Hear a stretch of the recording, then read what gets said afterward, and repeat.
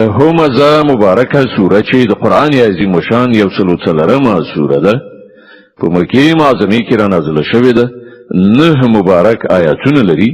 تلاوت او پښتو ترجمه یې له لومړي آیت څخه اورئ بسم الله الرحمن الرحیم د الله په نوم چې ډېر زیات مهربان پورا رحم لرونکی دی ویل لكل همزة لمزة الذي جمع مالا وعدده يحسب أن ماله أخلده تباهی ده د هر هغه چا لپاره چې مخامخ خلکو ته د پیغور ورکولو او پسې شاده بده کولو په عادت اخته دي هغه چا چې مال جمع کړی دی او په شمار شمیرلی ایښی دی هغه هنګیري چې د هغه مال به هغه ته د تل لپاره ژوند وبخي كلا لينبذن في الحطمة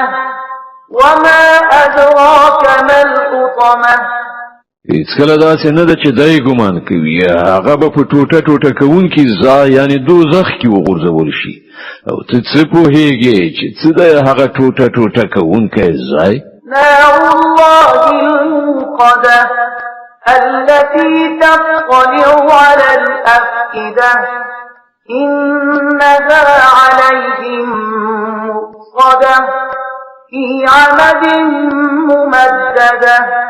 د الله ور خلم بکړای شوی چې تر زړونو پورې برسیږي او سوځوي